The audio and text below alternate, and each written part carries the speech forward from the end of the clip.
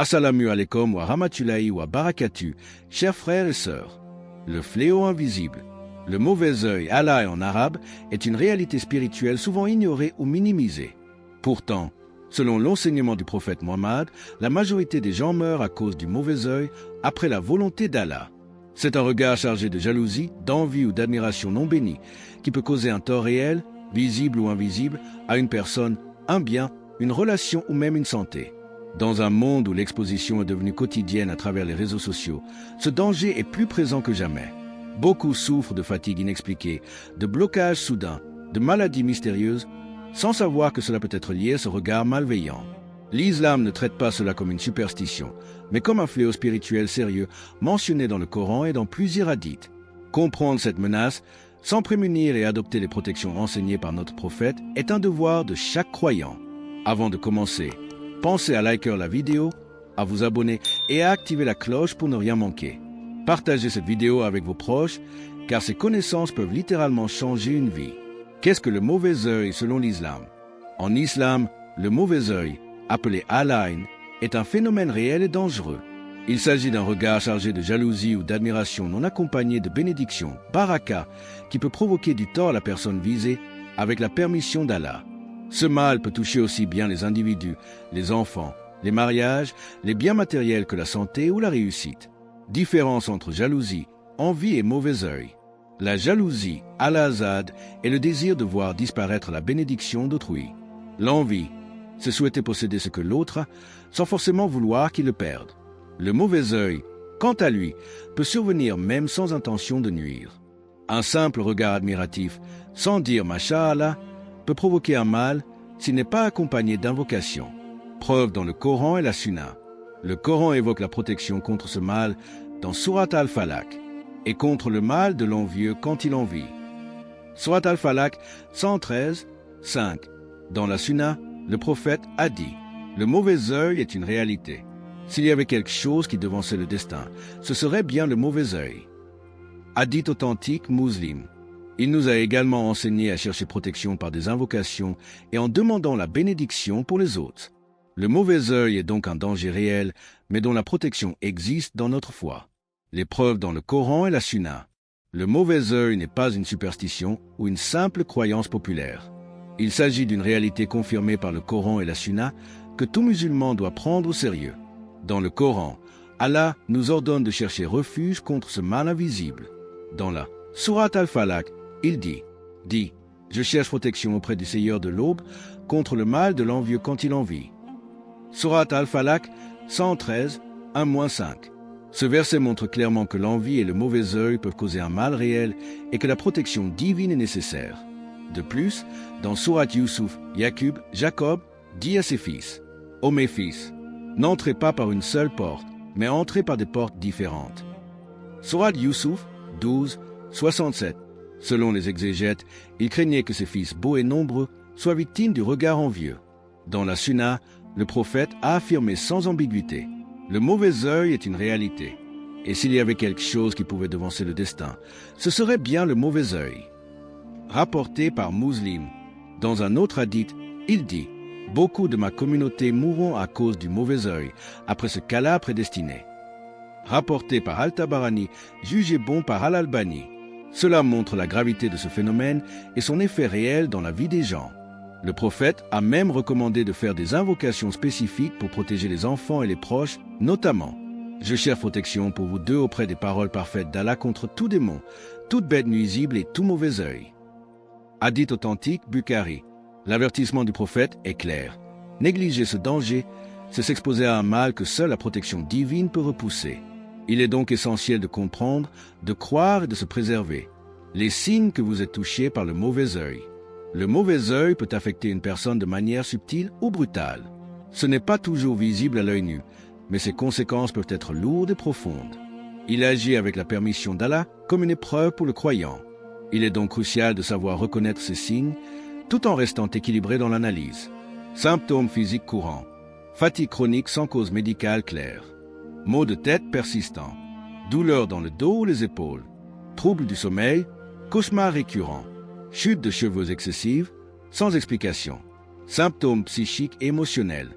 Saute d'humeur soudaine.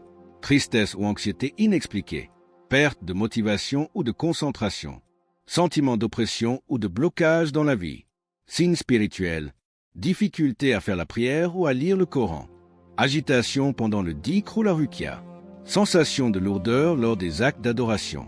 Des savants comme Ibn al-Qaïm ont mentionné que le mauvais œil peut être si fort qu'il détruit des maisons, sépare des couples, fait tomber des personnes dans la ruine ou la maladie, alors que tout allait bien auparavant. Mais attention, beaucoup commettent l'erreur de tout attribuer au mauvais œil. Il ne faut pas négliger les causes naturelles ou médicales.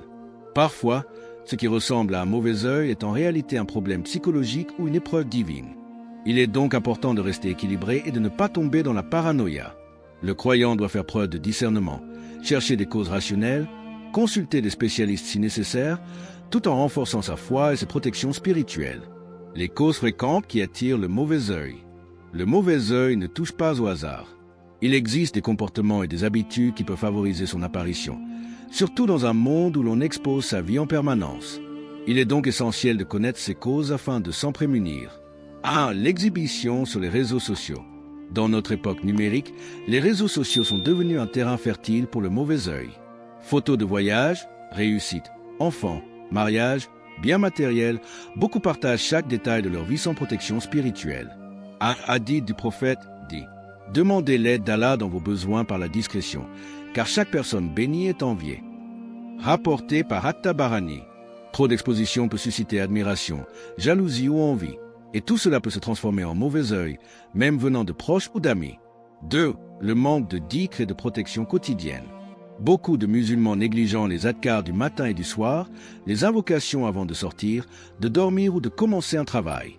Or, ce sont des boucliers spirituels puissants contre les attaques invisibles comme le mauvais œil ou la sorcellerie. Sans ces protections, le croyant devient vulnérable car il néglige les armes qu'Allah lui a offertes pour se défendre. 3. L'absence de reconnaissance envers Allah, le manque de shukr. Parfois, le mauvais œil peut survenir sur une bénédiction non reconnue. Lorsqu'on oublie de remercier Allah pour ses bienfaits, ou lorsqu'on en parle avec arrogance, cela peut ouvrir la porte à l'envie d'autrui. Et lorsque votre Seigneur proclama « Si vous êtes reconnaissant, très certainement j'augmenterai mes bienfaits pour vous. » Sourate Ibrahim 14h7. En oubliant de lier nos réussites à Allah, nous risquons d'attirer les regards et les mots invisibles. Être discret, faire ses adhkars, rester humble et toujours dire « Masha'Allah » sont des clés pour se préserver de ce fléau. Comment se protéger quotidiennement du mauvais œil? Allah, dans sa miséricorde infinie, n'a pas laissé ses serviteurs sans protection. Il nous a donné des armes spirituelles puissantes, simples à appliquer au quotidien, mais redoutables contre les dangers invisibles comme le mauvais œil. 1. Les adhkars du matin et du soir. Les invocations quotidiennes sont une barrière invisible mais efficace contre les attaques spirituelles. Le prophète les récitait matin et soir sans faute. Parmi les plus puissantes, je cherche protection auprès des paroles parfaites d'Allah contre le mal de ce qu'il a créé. À réciter 3 fois le soir, hadith authentique musulman. Au nom d'Allah, avec le nom duquel rien ne peut nuire, ni sur terre ni dans le ciel. Et il est l'audi, l'omniscient. À réciter 3 fois matin et soir, hadith Abu Daoud, Tirmidhi. Ces invocations sont comme une armure spirituelle, mais elles ne protègent que si elles sont dites avec concentration, conviction et régularité. 2. Invocations spécifiques du prophète. Le prophète utilisait des invocations particulières pour protéger ses petits-enfants Al-Hassan et Al-Hussein. Je cherche protection pour vous deux auprès des paroles parfaites d'Allah contre tout démon, toute bête nuisible et tout mauvais œil. Hadith Bukhari. Il est recommandé aux parents de faire cette invocation sur leurs enfants, surtout lorsqu'ils suscitent l'admiration. Il en va de même lorsqu'on admire une chose ou une personne. Il faut dire « Masha'Allah, la quwwata illa billah » pour éviter de nuire sans le vouloir. 3. Le tawakkul. Placer sa confiance en Allah. Même avec toutes les protections, rien ne remplace le tawakkul, la pleine confiance en Allah. Le croyant sait que tout ce qui lui arrive vient d'Allah et que nul ne peut le toucher sans sa permission. Et place ta confiance en Allah. Allah aime ceux qui lui font confiance. Sourate Al-Imran 3, 159. Celui qui fait ses adhkars reste discret. Remercie Allah et place sa confiance en lui et sous sa protection directe, et aucun mauvais œil ne pourra l'atteindre sans sa volonté. L'importance de la ruqya légale, ruqya sharia. Face au mauvais œil, à la sorcellerie ou aux troubles spirituels, l'islam propose une solution puissante et accessible à tous, la ruqya sharia. Contrairement aux pratiques douteuses, Elle est basée uniquement sur le Coran, les invocations prophétiques authentiques et la confiance totale en Allah. Qu'est-ce que la Ruqya Sharia? La Ruqya est une forme de traitement spirituel légitime et islamique, utilisée pour soigner les maux invisibles comme le mauvais œil, le hasad, jalousie, la sorcellerie ou même certaines maladies physiques. Elle consiste à réciter des versets du Coran et des invocations authentiques, dua, sur soi-même ou sur une personne atteinte, dans un esprit de foi et de soumission à Allah. Parmi les sourates les plus utilisées, Al-Fatiha, Al-Baqarah, verset 255, Ayat al-Kursi, Al-Ikhlas, Al-Falaq et Nas. Comment la pratiquer chez soi? La Ruqya n'est pas réservée aux imams ou aux spécialistes. Tout musulman ou musulmane peut la faire sur lui-même ou ses proches. Avoir une intention sincère de guérison par la permission d'Allah. Se purifier, wudu, s'isoler dans un endroit calme.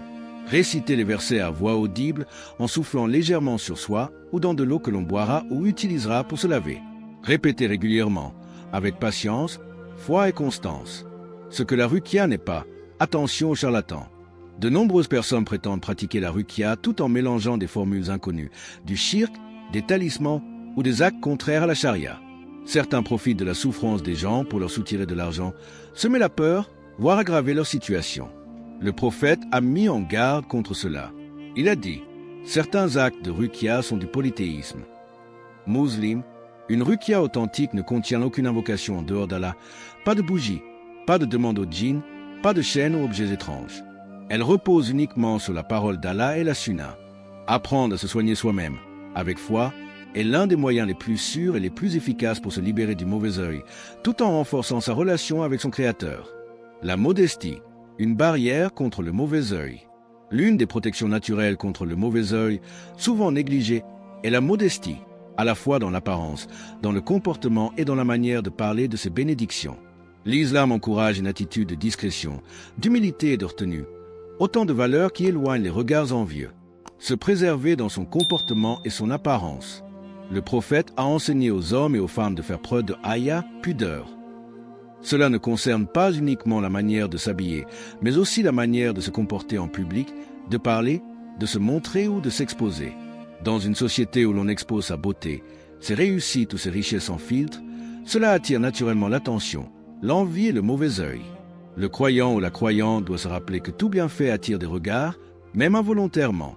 L'enseignement du prophète. Le prophète a dit, chaque religion a un caractère, et le caractère de l'islam est la pudeur. Hadith authentique Ibn Majah. Il a également recommandé de ne pas tout montrer, même dans ce qu'on possède, car cela peut provoquer l'envie de celui qui observe. La pudeur protège non seulement la dignité, mais aussi la baraka, bénédiction. Importance de la discrétion dans les bénédictions. Si elle t'a accordé une réussite, un mariage heureux, un enfant, une richesse ou un talent particulier, garde cela entre toi et ton Seigneur, sauf en cas de nécessité ou pour transmettre un bienfait avec sagesse. Le prophète a dit, cherchez l'aide pour combler vos besoins par la discrétion, car toute personne bénie est enviée. Rapporté par At-Tabarani. Être modeste, c'est savoir quand il faut parler et quand il faut se taire. C'est ainsi qu'on ferme la porte au mauvais œil, tout en cultivant la sincérité et la gratitude envers Allah. Que faire si vous êtes touché? Ressentir les effets du mauvais œil peut être éprouvant. Fatigue persistante, blocage soudain, tension sans cause apparente. Mais la solution existe et l'islam offre une voie claire pour s'en libérer à condition de garder foi et équilibre. À commencer par la spiritualité. Le premier réflexe est de revenir à Allah, de renforcer sa prière, son dhikr et sa connexion avec le Coran. Le cœur du croyant est sa première forteresse. Plus il est proche d'Allah, plus il est protégé. Augmenter la récitation de sourates protectrices comme Al-Falaq, Nas, Al-Baqarah et Ayat al-Kursi chaque jour est essentiel. 2. Faire la Ruqya Sharia régulièrement. Comme évoqué précédemment, la Ruqya est une thérapie spirituelle puissante. Même si les effets ne sont pas immédiats, il faut la pratiquer avec constance et patience, en récitant les versets du Coran sur soi ou dans de l'eau. Il est tout à fait possible de se soigner soi-même sans dépendre d'autrui. 3. Ne pas négliger la médecine. Parfois, ce qui semble être un mauvais œil est une maladie physique ou psychologique. Il est donc important de consulter un médecin compétent si les symptômes persistent. L'islam n'oppose jamais la science à la foi, les deux sont complémentaires. Ne pas sombrer dans la paranoïa. Beaucoup tombent dans l'excès. Ils voient le mauvais œil partout, soupçonnent chaque regard, chaque parole. Cela crée une angoisse maladive et une perte de sérénité. Le prophète nous a enseigné de rester lucide, de ne pas accuser sans preuve et de garder un cœur pur envers les autres. Faire preuve de patience et d'endurance. Le mauvais œil, comme toute épreuve, peut être un moyen d'expiation des péchés, de retour à Allah et d'élévation spirituelle. Celui qui patiente, qui lutte par la foi et qui place sa confiance en Allah en sortira plus fort, plus pur et plus proche du paradis. Allah est le meilleur des protecteurs. Dans un monde rempli d'influences invisibles, de regards envieux, de jalousies silencieuses, le croyant n'est jamais seul. Il a un refuge, un soutien, une force plus grande que tous les mots réunis, Allah. Face au mauvais œil, la peur peut gagner les cœurs, mais le croyant ne vit pas dans la peur, il vit dans la confiance. Il sait que tout mal, toute épreuve, toute atteinte ne se produit que par la permission d'Allah et que la guérison ne vient que de lui. Et si Allah te touche par un mal, nul autre que lui ne peut l'enlever. Et s'il te veut un bien, nul ne peut repousser sa grâce. Sourate Yunus 10, 107. Le mauvais œil est réel, mais la protection divine l'est encore plus. En récitant ses zakars, en pratiquant la ruqya, en vivant avec modestie et en restant reconnaissant, le musulman s'entoure d'un bouclier spirituel inviolable. Et plus encore, il se rapproche d'Allah, le seul véritable protecteur. Allah est le meilleur des protecteurs et il est le plus miséricordieux des miséricordieux. Sourate Yusuf 12, 64. Ce rappel est une source d'espoir et de sérénité. Tu n'as pas besoin d'amulettes, de talismans, ni de charlatans. Tu as Allah, tu as sa parole, tu as la prière, tu as la foi. Ne laisse pas la peur du mauvais œil te détruire. Laisse la lumière de la foi éclairer ton cœur. Sois prudent, mais pas paranoïaque. Sois spirituellement armé, mais toujours apaisé. Que Allah nous protège du regard de l'envieux, du mal caché, et qu'il fasse de nous des croyants forts, confiants et sereins, connectés à lui en toute situation. Ô Allah, protège-nous par ta lumière, guéris nos cœurs, purifie nos âmes et entoure-nous de ton infinie miséricorde. Si tu as aimé cette vidéo et que tu veux en apprendre plus sur les bonnes manières de communiquer avec respect et bienveillance, alors like cette vidéo pour soutenir le message. Abonne-toi pour ne pas rater les prochaines vidéos. Partage cette vidéo avec tes proches pour qu'ensemble, nous puissions répandre plus de bienveillance. Merci d'avoir regardé jusqu'au bout. Dis-moi en commentaire quelle question t'a déjà mis mal à l'aise et comment tu aimerais que les gens communiquent avec toi. À très bientôt pour une nouvelle vidéo. Abonnez-vous à notre chaîne pour plus de contenu inspirant et partagez ce message avec ceux que vous aimez. Ensemble, vivons pleinement et partons en paix.